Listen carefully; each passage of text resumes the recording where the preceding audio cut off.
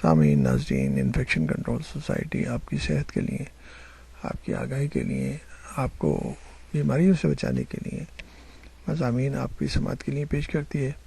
خواتین میں تھائرائیڈ کے مسائل کے بارے میں مضامین آپ کی سماعت کے لیے پیش کیے گئے کہ کیا علامات ہیں جس سے آپ اندازہ کر سکتی ہیں کہ آپ کو کوئی تھائرائیڈ گلینڈ کا پرابلم ہے۔ ایک اور مسئلہ یہ ہوتا ہے کہ کولیسٹرول کا بڑھنا، خون میں شامل خراب کولیسٹرول جسے لو ڈینسٹی لائپوپروٹین کہتے ہیں، اگر خوراک میں تبدیلی، وزن، ورزش اور دواؤں کے استعمال سے بھی اس کی سطح میں کوئی فرق واقع نہ ہو تو ممکنہ طور پر اس کی وجہ ہائپو تھائرائیڈزم ہو سکتی ہے، یعنی کہ تھائرائیڈ کا فنکشن کم ہو تو بھی لو ڈینسٹی لائپوپروٹین کی مقدار بڑھ سکتی ہے خون کے اندر۔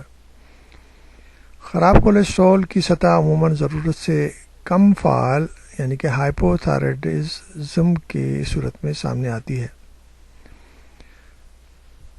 کم فعال، کم ایکٹیو تھائرائیڈ گلینڈ کی وجہ سے ایل ڈی ایل لو ڈینسٹی لائپوپروٹین کی مقدار بڑھ جاتی ہے، جو قابل تشویش بات ہوتی ہے۔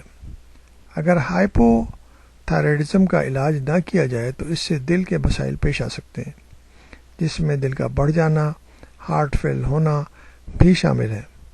تو اس لیے ان علامات کو دیکھ کر پراپر طریقے سے، صحیح طریقے سے لیبارٹری ڈائگنوسس کے ذریعے یہ تھائرائیڈ گلینڈ کے جو مسائل ہیں، ہائپو یا ہائپر تھائرائیڈزم کے جو مسائل ہیں، وہ تشخیص آسانی سے ہو سکتی ہے۔ یعنی کہ تھائرائیڈ پروفائل جس میں ٹی ایس ایچ اور تھائرائیڈ اسٹیمولیٹنگ ہارمون کا ٹیسٹ، T3 T4 کا ٹیسٹ، یہ ٹیسٹ کیے جاتے ہیں۔ خون کے ٹیسٹ بھی کیے جاتے ہیں جس میں جنرل کمپلیٹ بلڈ پکچر ہے۔ اس کے علاوہ اگر مسائل زیادہ ہوں تو پھر اس کی اسکیننگ اور مزید ٹیسٹ بھی کیے جا سکتے ہیں، جس کے ذریعے ایگزیکٹ تھائرائیڈ گلینڈ کی بیماری کا پتہ چلا کر صحیح طور پر علاج کیا جا سکتا ہے۔ تو اس لیے ایسے مسائل نہیں ہیں جن کا علاج نہ ہو، پریشان ہونے کی کوئی ضرورت نہیں ہے۔ جسم کے اندر تبدیلیاں آتی رہتی ہیں۔ جسم جو ہے، انسان کا جسم جو ہے، ایک پورا کیمیکل پلانٹ ہے، ایک پوری جس لائک آپ یہ سمجھیں کہ جس لائک انڈسٹری ہے، مسلسل 24 گھنٹے یہ کام کرتا ہے۔ پیدائش سے کے دن سے اور پیدائش سے پہلے ہی جس روز سے حمل قرار پایا ہے، اس روز سے پورا جسم ایک پورے انڈسٹریل پلانٹ کی طرح کام کرنا شروع کر دیتا ہے۔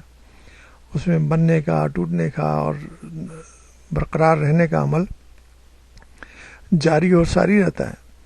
اس میں کمی بیشی آتی رہتی ہے، اس میں خوراک کی کمی بیشی سے اور مختلف چیزوں کی کمی بیشی سے مسائل پیدا ہوتے رہتے ہیں۔ اسی طرح جسم کے جو گلینڈ ہیں وہ بھی مسائل پیدا کرتے رہتے ہیں۔ ان میں اگر کمی ذاتی ہو جائے تو اس کی کمی کو پورا کر کے ہم اپنی صحت کو بآسانی بہتر کر سکتے ہیں۔ اس لیے آپ کو چاہیے کہ آپ صحیح طور پر معلومات حاصل کریں، اور معلومات آپ کو ہوں گی تو آپ اپنے ڈاکٹر سے بھی صحیح طرح مشورہ لے سکتے ہیں، اپنے ڈاکٹروں کو بھی گائیڈ کر سکتے ہیں کہ یہ مجھے فیلنگ ہوتی ہے، آپ اس کے ٹیسٹ کرائیں تاکہ مجھے صحیح اندازہ ہو سکے کہ کوئی ایسی خرابی تو نہیں ہے جس میں تھائرائیڈ گلینڈ کا جو ہے مسئلہ یا ہارمون کم ہو گئے یا زیادہ ہو گئے۔ تو اس سے جو آپ کے فیملی فزیشین ہیں، ڈاکٹر ہیں، ان کو بھی آسانی ہوگی، ان کی ڈائگنوسس کرانے میں یا تشخیص کرانے میں ان کو بھی آسانی ہوگی۔ تو بہتر یہ ہے کہ اپنی جسم کے بارے میں آپ جب تک زیادہ سے زیادہ معلومات حاصل نہیں کریں گی، آپ اپنی صحت کو بہتر نہیں رکھ سکتی۔